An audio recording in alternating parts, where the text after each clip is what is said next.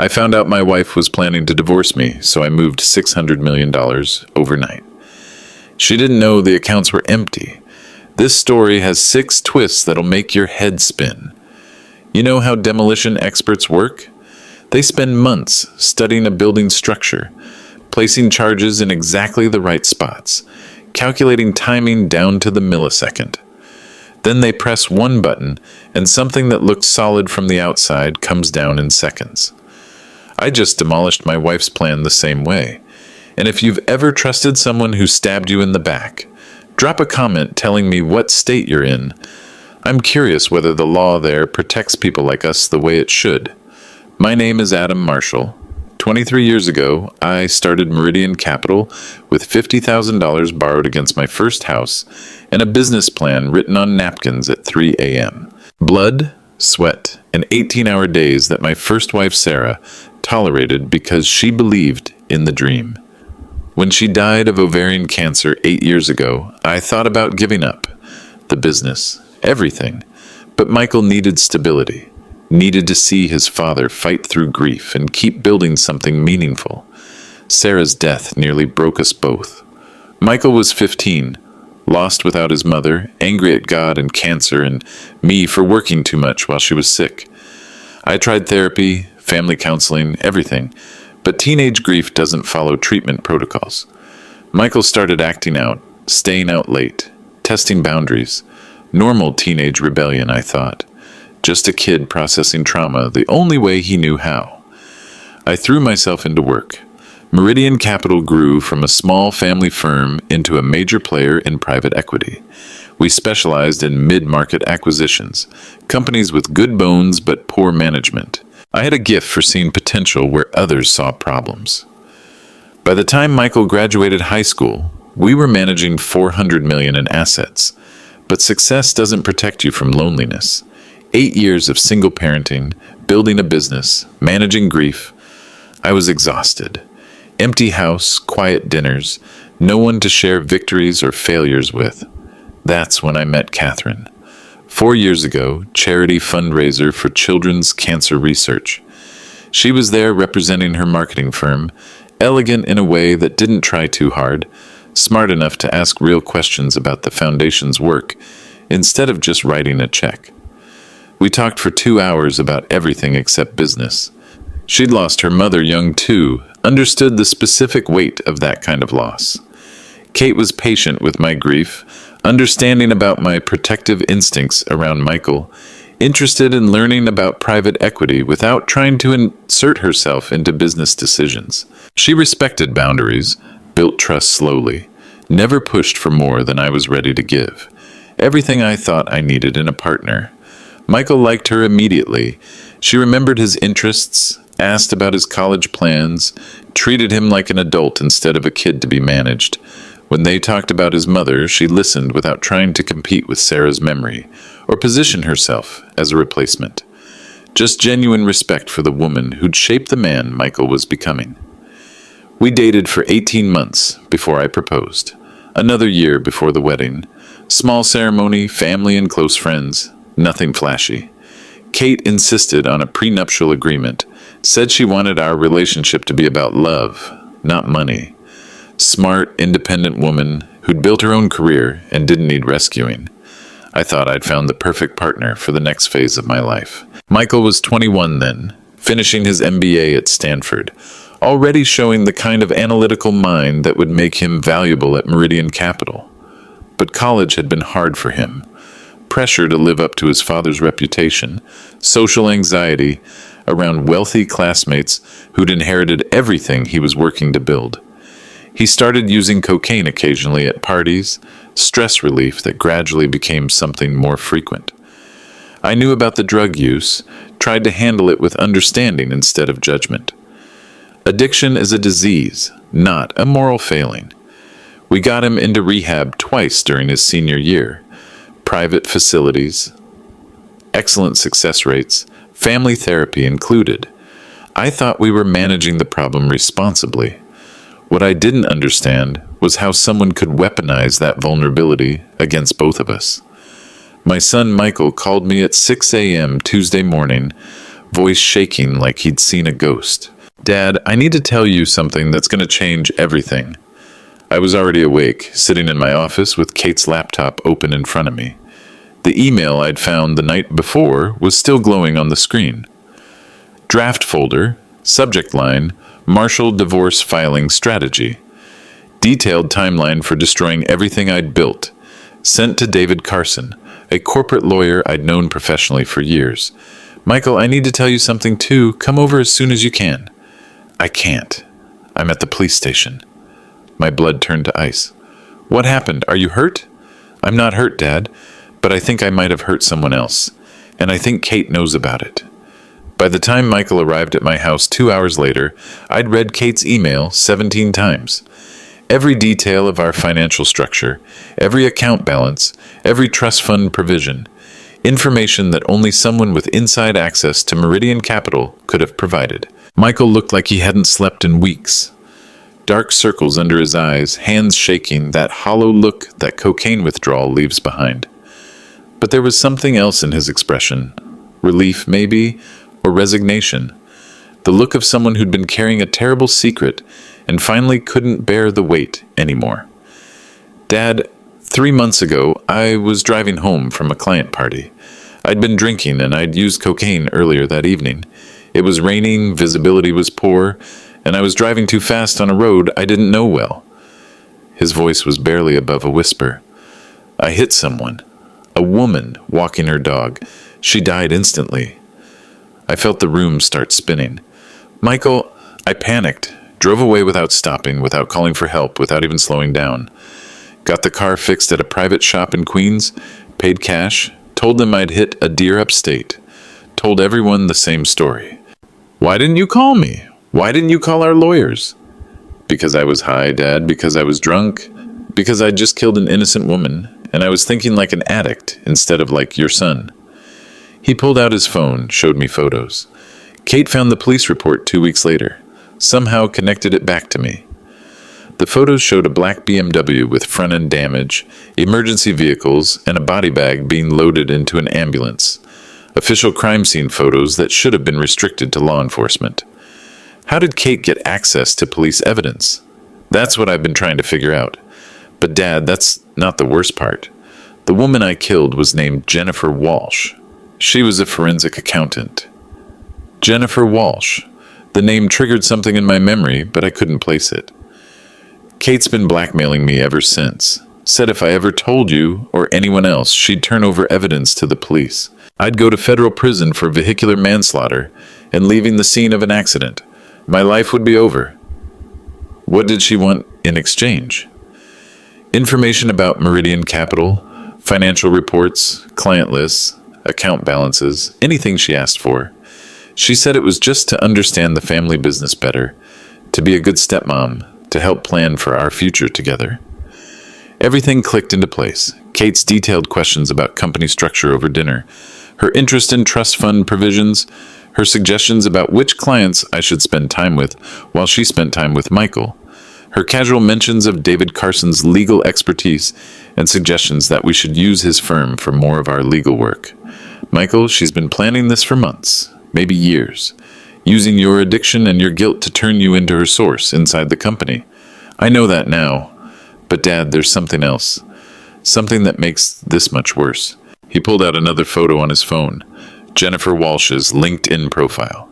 Jennifer Walsh, CPA, forensic accountant specializing in corporate fraud investigations. According to her work history, she'd been investigating irregularities at Carson, Hoffman and Associates, David Carson's law firm, at the time of her death. "Dad, I don't think my accident was an accident." The pieces were falling together like a controlled demolition. Kate hadn't fallen in love with me and gradually grown greedy. She'd targeted me from the beginning, identified me as an asset to be acquired, studied my vulnerabilities and exploited them with surgical precision. But there was still one piece I couldn't fit into place. "Michael, you said you've been giving Kate information for 3 months, but her email to David Carson has details going back 2 years. Account information, investment strategies, client acquisition patterns. How did she get access to historical data?" Michael went pale. "Dad, I haven't just been giving her current information. She asked me to help her understand the company's growth trajectory, said she wanted to be able to support your business better in social situations, so I gave her access to archived financial reports. How much access? Everything. Annual reports, quarterly statements, audit results, trust fund documentation. She said she wanted to be able to discuss Meridian Capital intelligently with your colleagues and clients. I sat back in my chair, calculating the scope of the breach.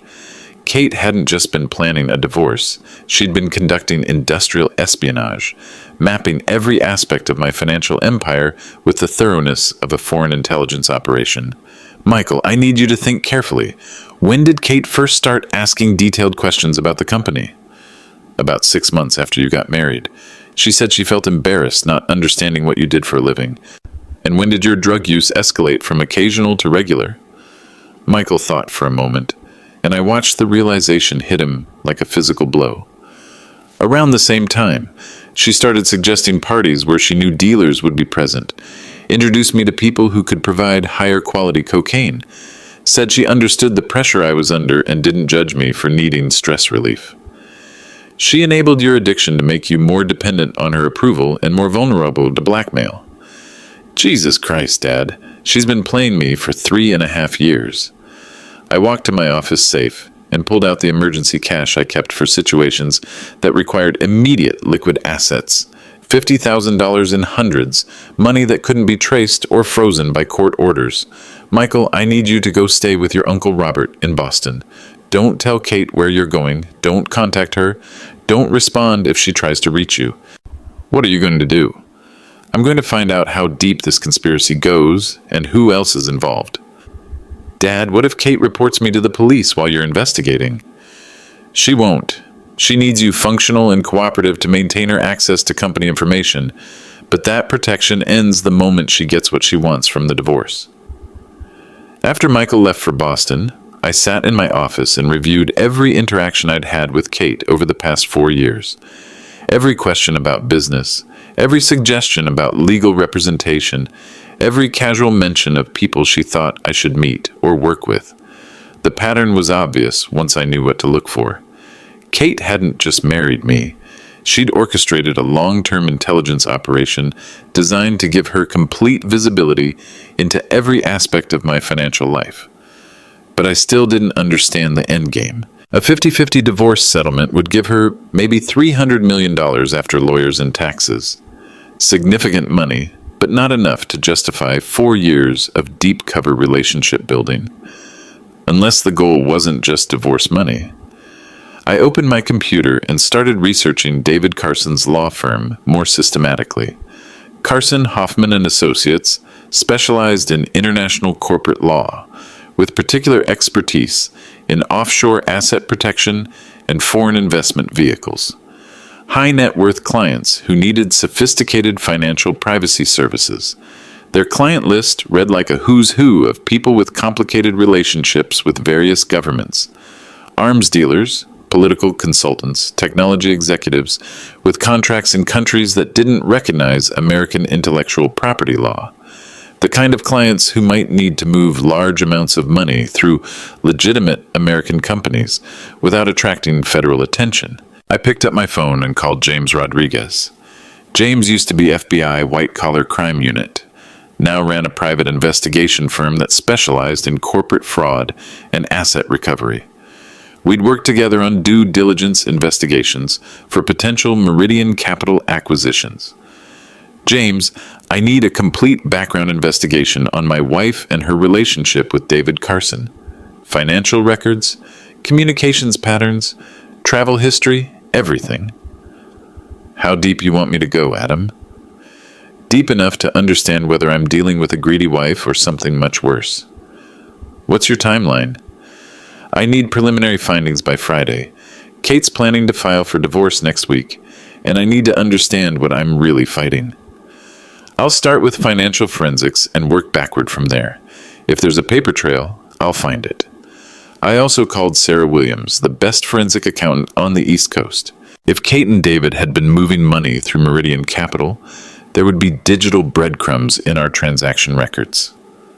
Sarah, I need you to audit every transaction that's gone through Meridian Capital in the past 2 years. I'm specifically looking for anything that doesn't fit normal patterns. What kind of anomalies?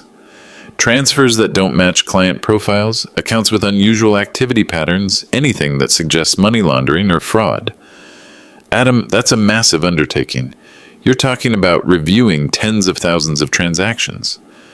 Then charge me accordingly and hire whatever support staff you need. But I need answers before the end of the week. Friday morning, Kate filed for divorce exactly as her email had predicted, alleging irreconcilable differences, requesting immediate spousal support of $50,000 monthly, and demanding forensic accounting of all marital assets. Her lawyer, David Carson, filed a motion for emergency asset preservation, requesting that the court freeze all transfers pending investigation. Too late. The money was already gone. Kate called me at 11:15, voice rising from confusion to fury as she realized the scope of what I'd done. Adam, what the hell have you done with our money? It's not our money, Kate. It's my money, and it's exactly where it needs to be.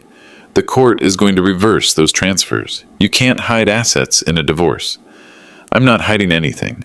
Every transfer is fully documented and completely legal. The money is simply no longer subject to U.S. divorce court jurisdiction. There was a long pause, and when Kate spoke again, her voice was different. Colder, more professional, the voice of someone whose mask was starting to slip. This isn't over, Adam, not even close. She hung up, and I realized I was no longer dealing with my wife. I was dealing with an adversary who'd been playing a much longer game than I'd understood. But after she finished screaming, something chilling happened. She laughed. Not angry laughter, not frustrated laughter. The calculating laugh of someone whose plan A had failed, but plan B was already in motion. James Rodriguez called me Sunday morning with preliminary findings that made my coffee taste like acid. Adam, your wife and David Carson have been in a relationship for 5 years. Started 18 months before you even met her. Are you certain? Hotel records, restaurant receipts, vacation photos posted on social media accounts she thought were private. They've been careful, but not careful enough. He emailed me a series of photographs. Kate and David Carson together at restaurants in Boston, where David maintained a second office, walking hand in hand through Central Park, sharing intimate conversations at wine bars in neighborhoods where they thought no one would recognize them. The timestamps on the photos told the story. Their relationship had been ongoing throughout Kate's courtship of me, through our engagement, through our wedding, and continuing right up until last week. There's more, Adam.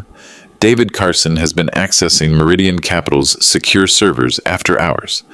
28 separate unauthorized login attempts over the past 18 months, always between midnight and 4 a.m., always from his personal laptop. How is that possible? Our security protocols require two-factor authentication.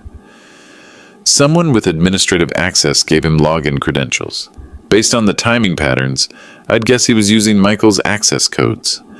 My son's addiction had made him the perfect unwitting accomplice. Kate encouraged his drug use, exploited his guilt about the accident, and used his legitimate access to company systems to feed inside information to a real partner. James, I need you to dig deeper into Jennifer Walsh's death. Michael thinks his accident might have been orchestrated. I'll contact my sources at NYPD. But Adam, if this was a planned murder disguised as a hit and run, we're dealing with people who are comfortable killing to protect their operation. Sarah Williams called that evening with financial analysis that made James's findings look optimistic. Adam, someone's been very systematically mapping your entire financial structure for at least 3 years. They've accessed information about accounts you probably forgot you had. What do you mean? Dormant investment accounts, overseas holdings, subsidiary companies you established years ago for tax planning. Whoever did this research had access to your complete financial history going back to Meridian Capital's founding. She emailed me a detailed report showing patterns of information access that could only have come from inside the company. Someone had been systematically photographing or downloading financial documents, client files, and strategic planning materials. Sarah, what's your professional opinion about motive? Is this just about divorce settlement money? No, this level of intelligence gathering suggests something much more sophisticated. They weren't just planning to take half your assets. They were planning to take control of your entire operation. What do you mean, control? I mean, they know enough about Meridian Capital's business model, client relationships, and financial structure to potentially operate the company without you. This looks like preparation for a hostile takeover, not a divorce.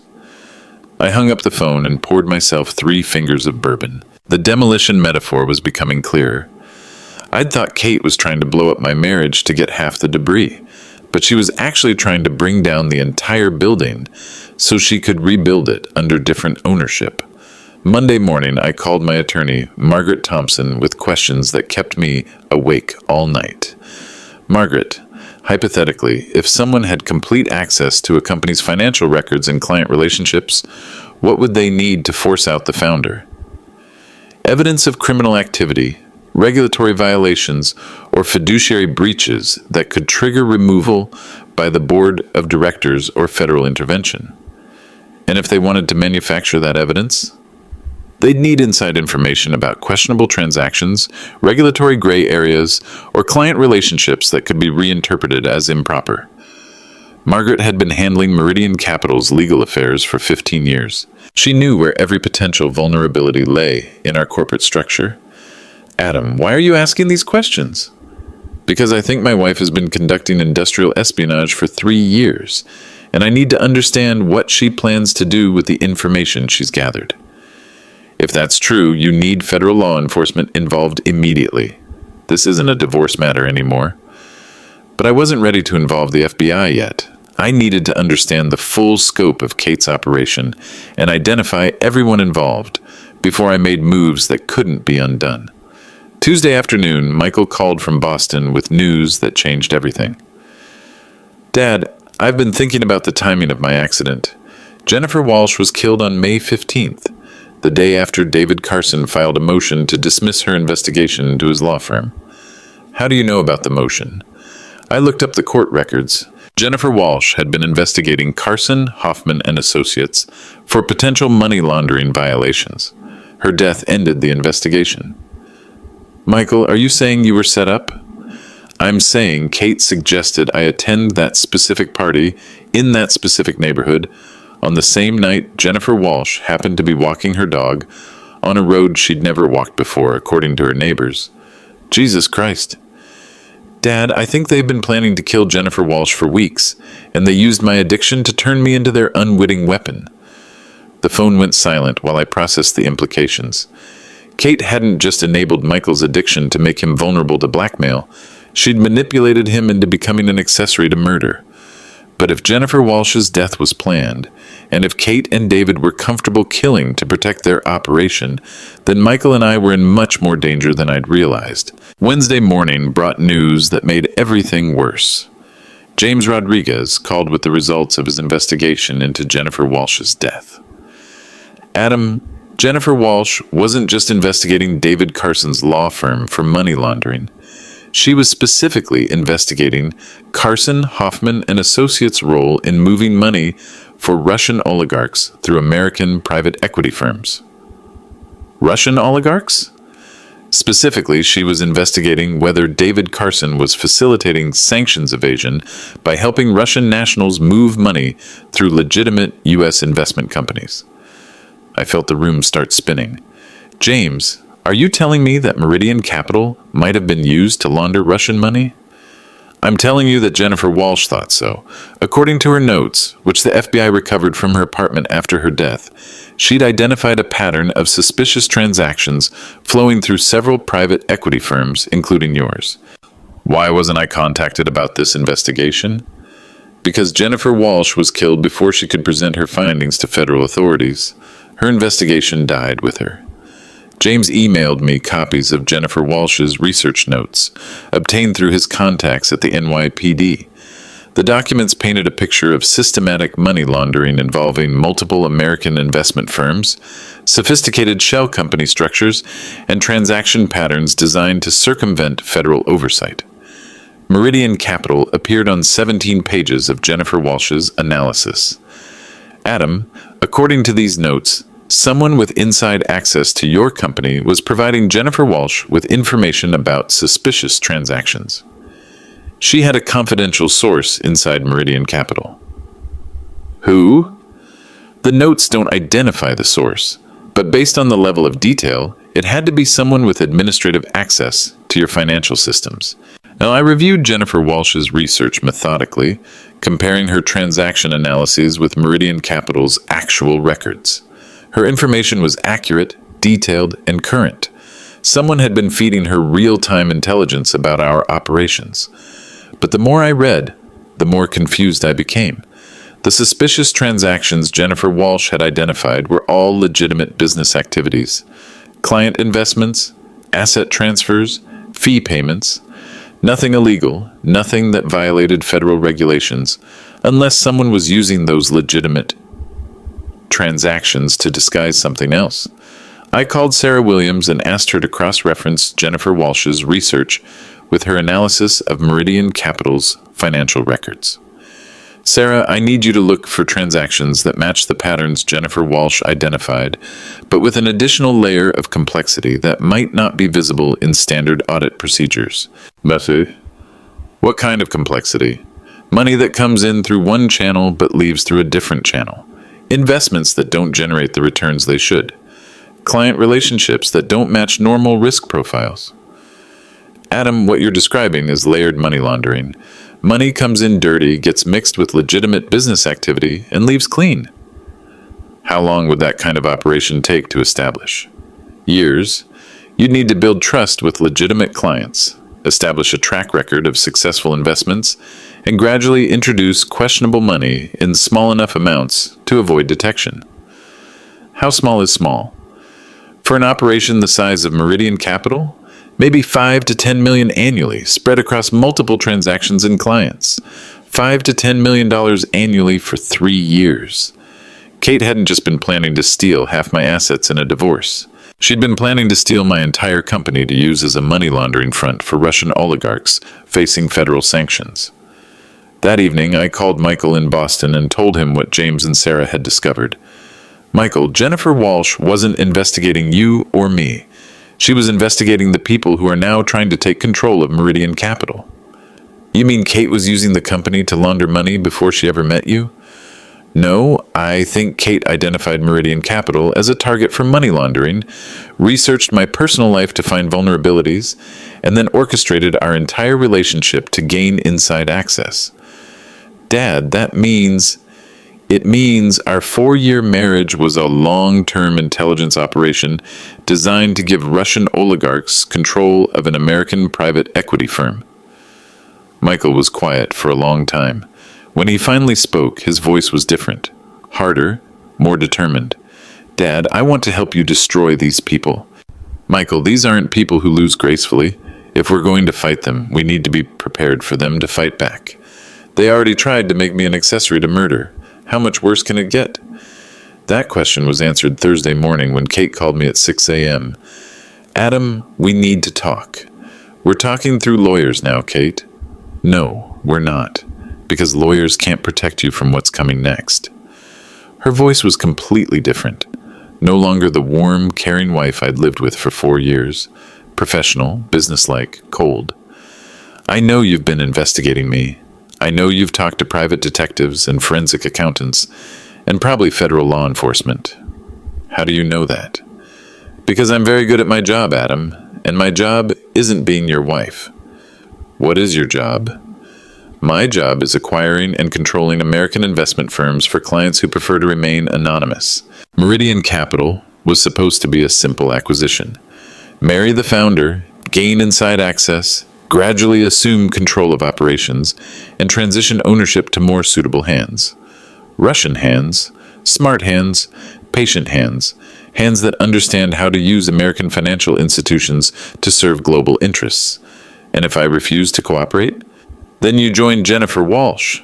Car accidents are surprisingly common among people who investigate things they shouldn't. She hung up, and I realized I was no longer dealing with a domestic dispute.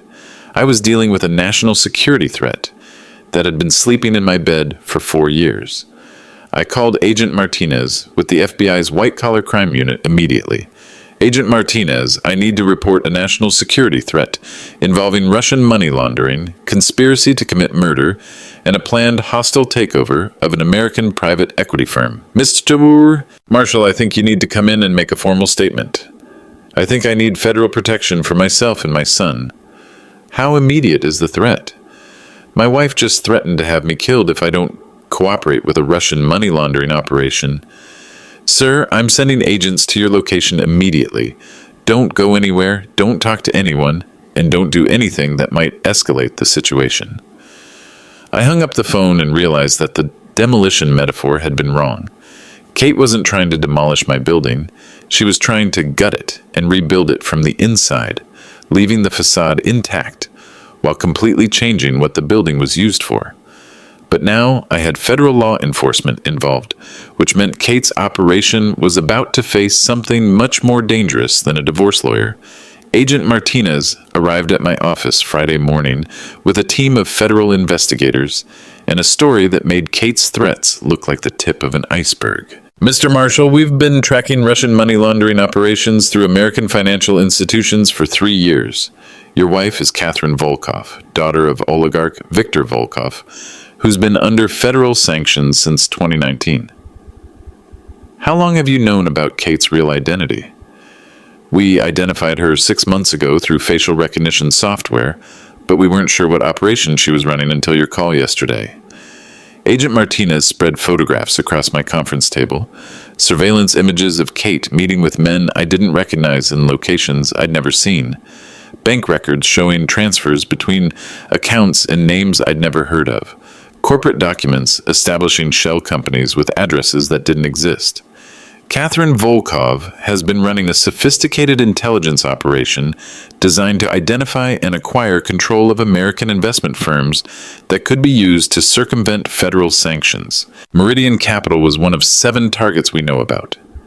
How many of the other targets were successfully compromised? 3, all through similar methods: long-term romantic relationships with company founders, gradual assumption of operational control, and eventual transfer of ownership to Russian shell companies. The scope of the operation was staggering. Kate hadn't just targeted me personally, she'd been part of a coordinated attack on American financial infrastructure designed to give Russian oligarchs continued access to U.S. markets, despite federal sanctions. Agent Martinez, what about David Carson's involvement? David Carson has been providing legal services to Russian clients for 8 years, specializing in corporate structures that obscure beneficial ownership. His law firm has helped establish more than 40 shell companies used to move sanctioned money through American banks. And in Jennifer Walsh's investigation? Jennifer Walsh was working as an unpaid consultant to our task force. Her death set back our investigation by 2 years. Agent Martinez handed me a thick folder marked Classified, Eyes Only. Mr. Marshall, we'd like to offer you and your son immunity in exchange for your cooperation in a federal investigation into Russian money laundering, sanctions evasion, and conspiracy to commit murder. What kind of cooperation? We want Catherine Volkov to believe her operation is still viable. We want her to make moves that will expose the full scope of her network and identify other American companies that have been compromised. You want me to pretend the investigation isn't happening. We want you to let her think she's winning. People get careless when they think they're in control. I thought about the demolition metaphor again. The FBI wasn't asking me to blow up Kate's operation. They were asking me to let her build it higher and more elaborate, so when it finally came down, it would take her entire network with it. What about Michael's situation? Your son's cooperation has already been invaluable. The information he provided helped us understand how Catherine Volkov recruits and controls assets inside target companies. Michael's been cooperating with you? Since the day after Jennifer Walsh's death, he contacted us directly when he realized his accident might not have been an accident. Agent Martinez pulled out another folder, this one containing Michael's signed cooperation agreement. Your son has been wearing recording devices during his interactions with Catherine Volkov for 5 months. Every threat, every admission, every instruction she's given him has been documented and preserved as evidence. And I stared at the cooperation agreement, signed in Michael's handwriting and dated 6 months ago. Agent Martinez, are you telling me that my son has been working undercover for the FBI while I thought he was being blackmailed? I'm telling you that your son is braver and smarter than either of you realized, and he's been protecting you in ways you never knew about. The room went quiet while I processed this information. Michael hadn't just been a victim of Kate's manipulation, he'd been actively working to expose her operation and protect our family. Why didn't he tell me? Because the operation required Catherine Volkov to believe she had complete control over him. If your behavior had changed, she would have become suspicious. So when Michael called me that morning, shaking and scared, he was following the script we'd developed to make his confession look authentic. We needed you to react naturally to learning about the blackmail operation. And Agent Martinez opened a laptop and showed me surveillance footage I'd never seen before. Michael meeting with FBI agents in unmarked cars. Michael reviewing recording equipment before meetings with Kate. Michael providing detailed debriefs after every conversation with Kate or David Carson. Mr. Marshall, your son volunteered to continue his relationship with Catherine Volkov specifically to gather evidence about her operation and protect you from threats you didn't know existed. I felt a mixture of pride and terror. Michael had been running a sophisticated counterintelligence operation while I'd thought he was spiraling into addiction and criminality. What happens next? We need Catherine Volkov to reveal the full scope of her network. Names, financial structures, other compromised companies, and most importantly, evidence of direct connections to sanctioned Russian individuals. How do we make that happen? We let her think her operation is succeeding. You're going to transfer money back to domestic accounts that she can access through the divorce proceeding. She's going to feel confident enough to start moving money through Meridian Capital immediately. You want me to let her launder Russian money through my company. We want her to attempt to launder Russian money through your company, which will be under complete federal surveillance. Every transaction, every communication, every financial transfer will be documented as evidence of sanctions violations. Agent Martinez handed me a detailed operational plan. Mr. Marshall, we're asking you to help us dismantle a network that's been operating for years and has compromised multiple American financial institutions. This operation extends far beyond your personal situation. And if Kate becomes suspicious, then we move to arrest immediately and accept whatever evidence we've already gathered. But if she remains confident, we have a chance to expose an entire network and prevent future operations against other American companies. I read through the operational plan carefully. The FBI wanted me to play the role of a defeated husband who was gradually capitulating to Kate's demands. Transfer money back to recoverable accounts, agree to mediation instead of litigation, and provide Kate with enough confidence to begin moving Russian money through Meridian Capital. Agent Martinez, what about my personal safety? Kate made direct threats against my life. You'll be under federal protection 24 hours a day, but the protection will be invisible. Catherine Volkov can't know that we're monitoring her activities. And Michael? Michael will continue his cooperation, but with additional safety protocols. If at any point we believe either of you's in immediate danger, we terminate the operation and move to arrest. I signed the cooperation agreement that afternoon, officially becoming an undercover asset for the FBI's investigation to Russian money laundering operations. But as I walked out of the federal building, I couldn't shake the feeling that I was volunteering to walk back into a demolition zone where the charges were already set, and the only question was who would be standing when they finally exploded. The controlled meeting was scheduled for Tuesday, November 12th at 7 p.m. Kate's choice of location, a private dining room at Le Bernardin, where she'd feel elegant and in control. Michael would tell her that he'd convinced me to transfer money back to recoverable accounts, and she'd celebrate what looked like total victory. What she didn't know was that the FBI had spent 3 days turning that dining room into a surveillance center, directional microphones, hidden cameras, and real-time monitoring by federal agents positioned throughout the restaurant. Michael arrived early, wearing recording equipment so sophisticated it was virtually undetectable even with electronic sweeping devices. The FBI had coached him for hours on questions designed to make Kate confess to the full scope of her operation.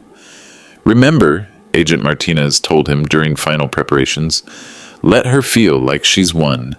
Confident people reveal things they would never admit under pressure.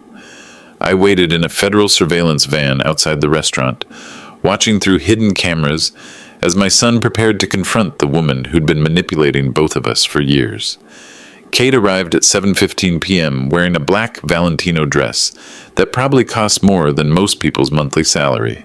She kissed Michael on the cheek, ordered Krug champagne, and acted like a loving stepmother celebrating her family's good fortune. Michael, sweetheart, you look so much better than the last time I saw you. Has your father finally come to his senses? He's scared about the federal investigation, decided it's better to look cooperative than continue fighting. Kate's smile could have powered the entire restaurant. Smart man. David always said your father was too intelligent to stay stubborn indefinitely. First confession on tape. David Carson's direct involvement in strategic planning. So, what's the new timeline? Michael asked, following the FBI's script perfectly. David's already prepared the amended divorce filing, will claim that marital assets were hidden offshore to avoid legitimate spousal support obligations. The judge will be furious with your father's apparent attempt to circumvent court authority. How much are we looking at now? With penalties for hiding assets and legal fees, we're looking at a 70-30 split in my favor instead of the original 50-50. But Kate was already spending money she thought she'd secured, confident that my apparent capitulation meant total victory. And after the divorce is finalized, Michael pressed, after the divorce, things get much more interesting. David has clients who are very interested in investing in American private equity firms, substantial investments that would make Meridian Capital much larger and much more profitable. What kind of clients? International clients. People with significant capital who appreciate discretion and privacy in their investment activities. Michael leaned forward, playing the eager stepson perfectly. Kate, you're talking about major expansion. What kind of investment amounts? We're talking about 50 to 100 million in new capital annually. Money that comes with very few questions and very attractive terms. And the hair on my neck stood up as I watched Kate describe a money laundering operation worth potentially hundreds of millions of dollars annually. That sounds almost too good to be true. It's perfectly legal, Michael. Wealthy foreign nationals invest in American companies all the time. The only unusual aspect is that these particular investors prefer complex corporate structures that ensure their privacy. Complex how? Shell companies, offshore holding companies, trusts established in countries with strong privacy laws, standard wealth protection strategies for people who value discretion. Kate was describing textbook money laundering structures while simultaneously claiming they were standard investment practices. Michael pressed harder, following the FBI's guidance to get specific details about the operation. Kate, help me understand the mechanics. How does money from overseas investors actually get into Meridian Capital's accounts? Through a series of intermediary companies that David has established. Money flows from the initial investors through multiple corporate entities, each in different jurisdictions, until it arrives at Meridian Capital as clean investment capital. And the investors themselves? The investors themselves never appear on any American documentation. Their involvement is completely obscured by the corporate structure David has created. Complete confession of money laundering conspiracy, recorded in high definition by federal surveillance equipment. But Kate wasn't finished describing her operation. Michael, once this divorce is settled and the new investment structure is in place, you'll be CFO of a company managing more than $1 billion in assets. Your compensation alone will be more than your father ever made. What about Dad's ongoing involvement? Kate's expression hardened slightly. Your father will remain as a figurehead for legal and regulatory purposes, but operational control will transfer to people who understand international business better than he does. And if he objects to the new direction? Your father is a smart man, Michael. He'll understand that cooperation's in everyone's best interest. The conversation continued for another hour, with Kate revealing details about David Carson's network of international clients, the corporate structures they used to move money, and the timeline for transitioning operational control of Meridian Capital. At 8:30 p.m., Michael asked the question the FBI most wanted answered. Kate, I need to ask you directly, is any of this money coming from people who are under U.S. sanctions? Kate paused with her champagne glass halfway to her lips. For the first time that evening, she looked genuinely surprised by a question. Michael, sweetheart, why would you ask something like that? Because I want to make sure we're not doing anything that could get us in legal trouble later. Kate set down her glass and looked at Michael with what appeared to be genuine fondness. Michael, money doesn't have nationality or politics. Money is just a tool that flows where it's treated best. Our clients appreciate American investment opportunities, and we appreciate their capital. Everything else is just paperwork. But if the clients themselves are sanctioned, the clients themselves never touch American soil or American banks. Their money flows through legitimate corporate entities that have every right to invest in American companies. Kate had just confessed to helping sanctioned individuals evade federal restrictions through corporate shell structures. What about Jennifer Walsh? Michael mentioned she was investigating similar operations. Kate's expression went ice cold. Jennifer Walsh was investigating things that weren't her business. She suffered the natural consequences of being in the wrong place at the wrong time. Natural consequences? Accidents happen to people who investigate dangerous situations, Michael. Jennifer Walsh drove alone on dark roads late at night while researching people who value their privacy. Poor judgment led to poor outcomes. Kate had just confessed to knowledge of Jennifer Walsh's murder, possibly to ordering it. At 8:45 p.m., Michael sent the predetermined signal by asking for the check. Within minutes, the restaurant was surrounded by federal agents. Kate was arrested at 8:52 p.m. on charges of conspiracy to violate federal sanctions, money laundering, conspiracy to commit murder, and operating as an unregistered foreign agent. As federal agents read her rights, Kate looked directly at the hidden camera she somehow knew was there and smiled. This isn't over, not by a long shot. And I thought the arrest would end everything. Kate and David Carson in federal custody, their money laundering operation exposed, and Michael finally safe from the blackmail that had controlled his life for months. The FBI had recordings, financial evidence, and confessions that would put both conspirators in federal prison for decades. But Friday morning at 6 a.m., Agent Martinez called with news that made my blood turn to ice water. Mr. Marshall, we have a serious problem. Catherine Volkov made bail last night. How is that possible? She's a Russian agent facing terrorism charges. Her father wired $10 million from a Swiss account within 6 hours of her arrest.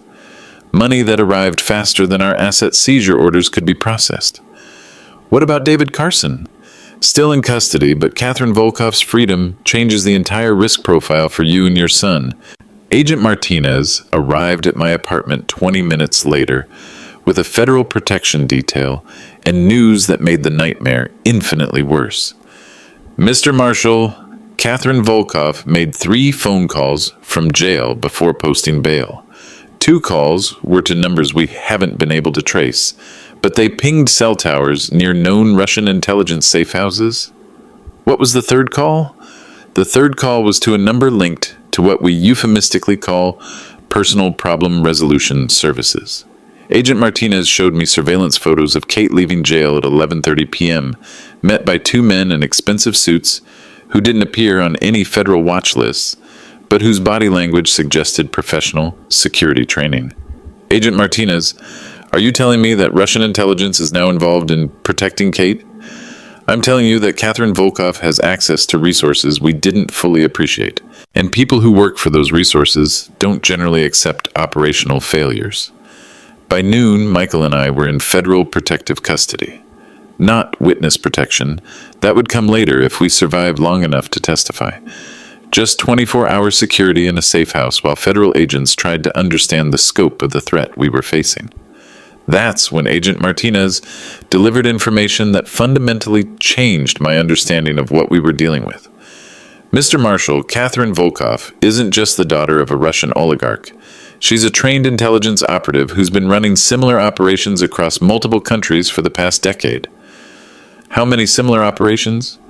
We've identified 7 instances where she established long-term romantic relationships with targets in order to gain control of strategic assets. Investment firms, defense contractors, technology companies, all assets that would be valuable to Russian intelligence. Agent Martinez spread photographs across the table showing Kate with men I'd never seen before. Different faces, different countries, but the same pattern of systematic seduction and asset acquisition. How long have you known about her intelligence background? We've been tracking her for 3 years, since she surfaced in London running a nearly identical operation against a British defense contractor. But she disappeared before we could coordinate international arrest warrants. And you didn't think to warn me when she showed up in my life? We didn't know she was targeting you until 6 months ago. By then, her operation was so advanced that attempting to extract you safely required careful coordination. I stared at the photographs of Kate with other victims. Men who looked like me, successful, middle-aged, recently widowed or divorced. Men who'd built something valuable and were vulnerable to sophisticated emotional manipulation. Agent Martinez, what happened to these other men? 2 are in Russian prisons on fabricated charges. 1 died in a car accident that investigators couldn't prove was intentional.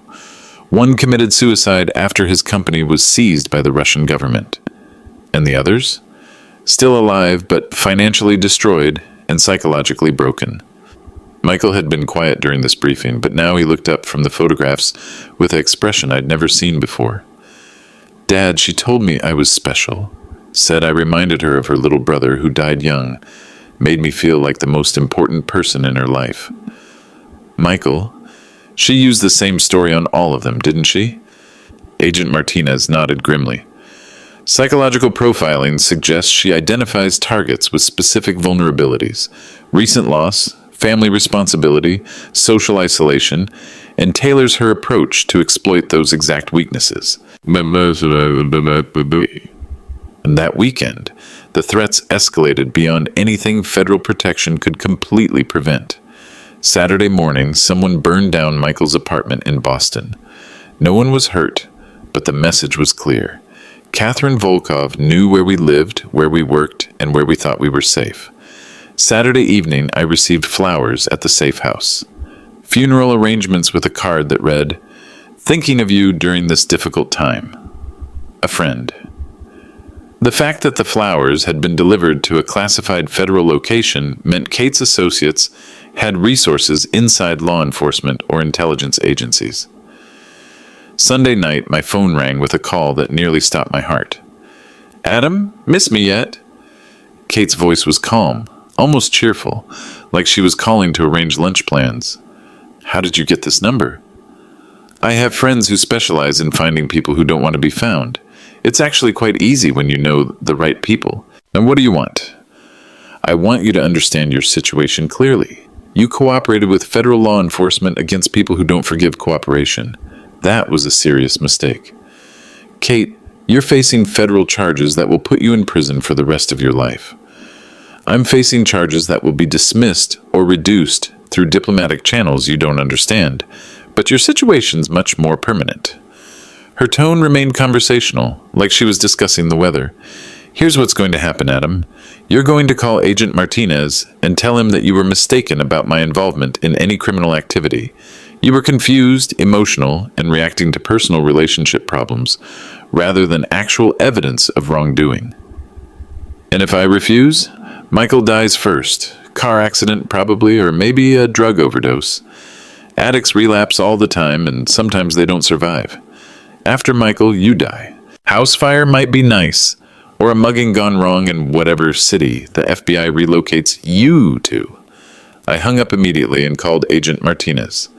"She's escalating because she knows we have enough evidence to convict her even if you recant your testimony," Agent Martinez explained. "Desperate people make desperate choices." "So what do? We accelerate our timeline. Catherine Volkov thinks she has weeks or months to resolve this situation, but we're going to move much faster than she expects." "What kind of timeline?" 72 hours. We're going to create a situation where she'll feel compelled to take direct action against you, and when she does, we'll have evidence of attempted murder to add to her existing charges. Agent Martinez explained that federal prosecutors needed additional evidence to ensure conviction on the most serious charges. Money laundering and sanctions violations carried significant prison time, but attempted murder would guarantee life sentences that couldn't be negotiated away through diplomatic channels. Mr. Marshall, we're asking you to be bait in a trap that will either put Catherine Volkov in prison forever or get you killed. What about Michael? Michael will be in a secure federal facility until this operation is complete. He's already provided enough testimony to convict everyone involved. I spent that night thinking about the demolition metaphor again. Kate had been systematically placing charges throughout my life for 4 years, preparing to bring down everything I'd built. But now the FBI was asking me to stand next to those charges while they tried to defuse them. The difference was that this time, I knew the charges were there. Agent Martinez, what kind of trap are we talking about? The kind where Catherine Volkov thinks she's eliminated her biggest threat, but instead gives us everything we need to eliminate her. Agent Martinez's plan was elegant in its simplicity. We would create a situation where Kate felt safe enough to take direct action against me, but controlled enough that federal agents could intervene before any real harm occurred. Mr. Marshall, you're going to call Catherine Volkov and agree to her demands. You'll arrange to meet her at your office tomorrow night to sign documents recanting your testimony and transferring control of Meridian Capital. And then she'll feel confident enough to attempt to eliminate the only remaining threat to her operation, you. The meeting was set for Wednesday evening at 9 p.m. after normal business hours when the building would be mostly empty. Kate's choice of timing, thinking it would give her privacy and control. What she didn't know was that federal agents had spent 2 days turning Meridian Capital's executive floor into a surveillance center more sophisticated than most military installations. Every room has multiple camera angles, directional microphones, and real-time monitoring, Agent Martinez explained. We'll have 20 agents positioned throughout the building, with additional teams covering all possible escape routes. What if she brings security? Then we'll be ready for them. But our psychological profile suggests she'll come alone. She wants to handle this personally. The FBI had established 3 potential scenarios based on Kate's psychological profile and past operational methods. Scenario 1. Kate would attempt to poison me during the meeting using substances that would simulate heart attack or stroke. Evidence teams were positioned to test any food or drink she provided. Scenario 2. Kate would arrange for professional killers to eliminate me after I signed the recanting documents. Counter-surveillance teams were monitoring all known criminal contacts in the area. Scenario 3. Kate would attempt to make my death appear like suicide, driven by guilt over false accusations and business failure. Forensic specialists were prepared to document any evidence that contradicted suicide. What's the most likely scenario? Based on her previous operations, we expect Scenario 1. Catherine Volkov prefers methods that appear natural and don't attract extensive police investigation. Tuesday night, I couldn't sleep. I kept thinking about the fact that I was volunteering to sit across from a professional killer who'd already murdered at least one person to protect her operation. But I also thought about Jennifer Walsh, a forensic accountant who'd died trying to expose the same operation that had destroyed my family. And I thought about Michael, who'd risked his life for months wearing recording devices to gather evidence against people who would have killed him without hesitation. Wednesday morning, Agent Martinez gave me final instructions and recording equipment so sophisticated it was undetectable even with professional electronic sweeping devices. Remember, let her talk. The more confident she feels, the more likely she is to reveal information we can use to dismantle her entire network. What if she doesn't confess to anything new? Then we arrest her for attempted murder and accept whatever additional evidence we already have. But if she feels like she's won, she might reveal details about other operations, other targets, and other intelligence assets we haven't identified. At 6 p.m., I was alone in my office, waiting. Michael was in federal protective custody at a secure facility outside the city, surrounded by agents who'd sworn to protect him, regardless of what happened to me. My phone buzzed with a text from Kate. "Looking forward to resolving our differences tonight. See you at 9, I typed back. Let's finish this once and for all. At 8:45 p.m., Agent Martinez checked in through my earpiece. Mr. Marshall, everything is in position. 12 agents inside the building, 8 agents in overwatch positions, 4 teams covering possible escape routes. You're completely protected. And if something goes wrong, nothing will go wrong. But if something does, we're prepared to respond immediately. I sat in my office looking out at the city where I'd built my company and raised my son, and realized that everything I'd thought I knew about my life for the past 4 years had been a carefully constructed illusion.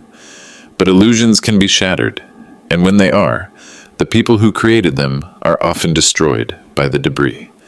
At 8:55 p.m., the elevator chimed, and I heard Kate's footsteps in the hallway outside my office. "Game time," Agent Martinez whispered through my earpiece. I stood up and walked toward the door, ready to face the woman who tried to destroy everything I'd built, but who was about to discover that some buildings are much harder to demolish than they appear. Kate entered my office at exactly 9 p.m., wearing a navy blue business suit and carrying a leather briefcase that probably contained either legal documents or sophisticated murder weapons. Her confidence was absolute, the bearing of someone who'd never lost a game this complex. "Adam, you look tired. This whole situation has been incredibly stressful for everyone involved." She sat across from my desk like we were negotiating a normal business deal. No acknowledgement of death threats, federal arrests, or the fact that she was a Russian intelligence operative facing life in prison. I brought the documents we discussed. Simple statements recanting your testimony, acknowledging that you were emotionally compromised when you spoke to federal authorities, and requesting that all charges against me be dropped. Kate opened her briefcase with the practiced efficiency of someone who'd done this before. Legal documents, pens, and what appeared to be a small silver thermos. I also brought coffee. I know how much you hate these late meetings without caffeine. She poured coffee from the thermos into 2 cups, handed one to me, and kept one for herself. The liquid was dark, aromatic, and possibly lethal.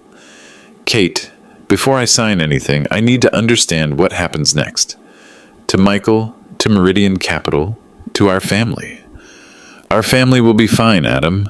Michael will return to his position at the company, you'll remain as CEO with appropriate oversight, and our marriage will continue as before." And she sipped her coffee calmly while describing a future where her attempted murder of me was just a minor disagreement between spouses. "What about the federal investigation?" "Federal investigations end when federal prosecutors realize they don't have enough evidence to proceed. Your recanted testimony eliminates their primary witness, and without that testimony, their case collapses." Kate was describing a sophisticated understanding of American legal procedures that could only have come from years of intelligence training. "And David Carson?" "David will be released when charges are dropped. He'll continue providing legal services to international clients who appreciate discretion and privacy." I set down my coffee cup without drinking and noticed Kate watching my hands carefully. "Kate, I need to ask you directly. Who are you really?" Her smile never wavered, but her eyes went ice cold. "I'm your wife, Adam, the woman you've loved and trusted for 4 years." "No, you're not. You're Catherine Volkov, Russian intelligence operative, daughter of sanctioned oligarch Viktor Volkov. You've been running similar operations for a decade." Kate's composure finally cracked slightly. Not surprised, she'd expected this conversation, but annoyance at having to drop her cover. "Fine. Yes, I'm Catherine Volkov. Yes, my father is Viktor Volkov. Yes, I've been conducting intelligence operations for the Russian Foreign Intelligence Service for 12 years.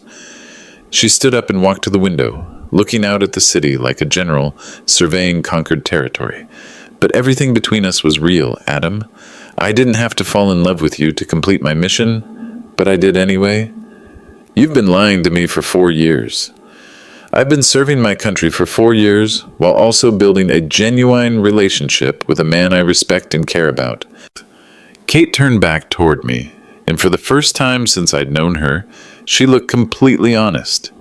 "Adam, do you understand what Meridian Capital could become? With proper international investment, we could be managing $5 billion within 2 years, money from clients who value results over politics. Money from arms dealers and human traffickers. Money from people who understand that national borders are artificial constructions designed to limit economic opportunities. Kate was describing a worldview where Russian intelligence operations were just alternative business models. What about Jennifer Walsh? Was killing her also just alternative business practice? Jennifer Walsh was investigating activities that would have damaged important economic relationships. She was eliminated to protect those relationships. She was murdered to protect your money laundering operation. She was removed because she represented a threat to economic stability. Kate's clinical description of murder made my skin crawl, but it was also a complete confession being recorded by federal surveillance equipment. And Michael's accident? Michael's addiction made him vulnerable to manipulation, but his guilt made him controllable.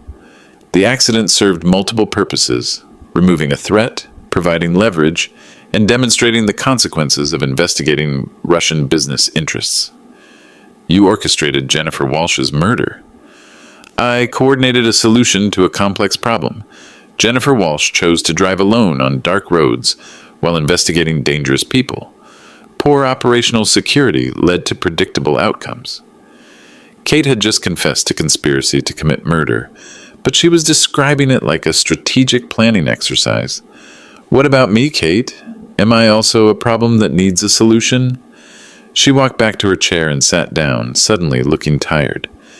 You were supposed to be a simple asset acquisition, Adam. Marry the founder, gain operational control. Transition the company to Russian management. Clean, professional, efficient.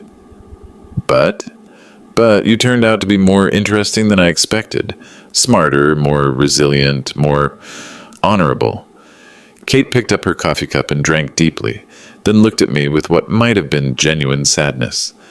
I actually do love you, Adam, which makes what happens next much more difficult than it should be. What happens next? You drink your coffee, sign the documents, and die of what appears to be a stress-induced heart attack. Michael inherits Meridian Capital, but he's too damaged by addiction and guilt to provide effective leadership. Operational control transfers to trustees who understand international business. And if I refuse to drink the coffee? Kate opened her purse and pulled out a small pistol with a silencer attached. Then you die of a gunshot wound during a business meeting gone wrong. Less elegant, but equally effective. 3 red laser dots immediately appeared on Kate's chest. FBI snipers, positioned in the building across the street. Catherine Volkov, you are under arrest for attempted murder, conspiracy to commit murder, money laundering, operating as an unregistered foreign agent, and violations of federal sanctions against Russian nationals. Agent Martinez entered my office with a full tactical team, weapons drawn, ready for whatever resistance Kate might offer. But Kate just smiled and set down her pistol calmly. Agent Martinez, I assume you've been recording this conversation? Every word. Good. Then you have everything you need to understand that this operation extends far beyond one private equity firm and one Russian agent. Kate looked directly at me as federal agents placed her in handcuffs. Adam, you think arresting me ends this? You think testimony and evidence and federal prosecution will protect you? Won't it? My father has resources you can't imagine and patience you can't comprehend. This is just the beginning. As they led her away, Kate called back over her shoulder. Ask Agent Martinez how many other Catherine Volkovs are currently operating in the United States. Ask him how many other companies like Meridian Capital have already been compromised. The room went silent after Kate was removed, and I realized that while we'd won this particular battle, the war against Russian intelligence operations in American financial markets was far from over. Agent Martinez stayed in my office after Kate was taken away, looking like a man who'd won a battle but lost a war. Mr. Marshall, there's something else you need to know. Something that changes everything we thought we understood about this operation. What do you mean? Your son Michael didn't just cooperate with our investigation, he initiated it. Agent Martinez pulled out a file marked classified, eyes only, and handed it to me. 6 months ago, Michael contacted the FBI directly. Not about the hit-and-run accident, not about being blackmailed. He contacted us because he'd discovered evidence that Meridian Capital was being used to launder Russian money. I opened the file and saw documents I'd never seen before. Financial analyses, transaction patterns, and communication intercepts, all compiled by Michael and presented to federal authorities months before Kate's arrest. Agent Martinez, are you telling me that Michael knew Kate was a Russian agent before any of us did? I'm telling you that your son is much smarter and much braver than any of us gave him credit for. The file contained Michael's own written statement, dated 8 months ago. I believe my stepmother, Catherine Marshall, is conducting intelligence operations against my father and our family company. I am requesting federal assistance to investigate her activities and protect American business interests. Michael had been running his own counterintelligence operation while we thought he was spiraling into addiction and depression. The addiction, the guilt about the accident, the apparent cooperation with Kate's blackmail, all of it was cover for his real work, gathering evidence against her operation. You mean Michael was never really being blackmailed? Oh, he was being blackmailed. Catherine Volkov had real evidence of real crimes. But instead of succumbing to the blackmail, Michael decided to use it as cover while he investigated her operation. Agent Martinez showed me surveillance footage I'd never seen before. Michael meeting with FBI agents, Michael installing recording equipment, Michael providing detailed intelligence briefings about Kate's activities and contacts. Michael volunteered to continue his relationship with Catherine Volkov, specifically to gather evidence that would expose her network and protect other potential targets. Why didn't he tell me? Because the operation required Catherine Volkov to believe she had complete control over your family. If your behavior had changed, if you'd started asking different questions or acting suspicious, she would have terminated the operation and disappeared. Or killed us both. Exactly. Agent Martinez opened his laptop and showed me the full scope of Michael's contribution to the federal investigation. Financial analysis, communication intercepts, behavioral profiles, and detailed documentation of Kate's intelligence tradecraft. Mr. Marshall, your son provided evidence that led us to identify 17 other Russian intelligence operations targeting American companies. His work potentially saved hundreds of millions in assets and prevented numerous national security breaches. I sat back in my chair, overwhelmed by pride and terror in equal measure. Michael had risked his life for months, working alone against professional killers to protect our family and country. Where is Michael now? Safe, and waiting to see his father. Agent Martinez led me to a secure conference room where Michael was waiting with his FBI handler. When he saw me, he stood up with the kind of smile I hadn't seen from him in years. Dad, I'm sorry I couldn't tell you what was really happening, but I couldn't risk Kate figuring out that we were onto her. I hugged my son harder than I'd hugged him since he was a child. Michael, I'm so proud of you and so terrified by what you risked. I risked it because she was going to destroy you, Dad, and because there are other families out there facing the same threat. Agent Martinez interrupted our reunion with news that put everything in perspective. Mr. Marshall, based on evidence your son provided, we've identified and disrupted 7 similar operations across the United States. We estimate that Russian intelligence was attempting to gain control of more than $10 billion in American assets. And now? Now we know how they operate, how to detect them, and how to stop them. Your family's sacrifice has protected countless other families from facing the same threat. That night, I sat in the safe house with my son and realized that everything I'd thought about courage, family loyalty, and protecting the people you love had been completely wrong. Michael hadn't needed me to save him from Kate's manipulation. He'd saved all of us from a threat I never even understood existed. 8 months later, Catherine Volkov was sentenced to life in prison without possibility of parole on charges of espionage, murder conspiracy, money laundering, and operating as an unregistered foreign agent. David Carson received 25 years federal and was disbarred. The money laundering network they'd operated was completely dismantled, with assets seized across 4 countries, totaling more than $200 million.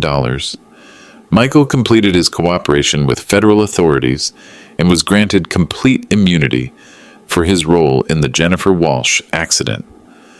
The federal prosecutor acknowledged that Michael's intelligence work had prevented multiple national security breaches and saved American companies from billions in losses.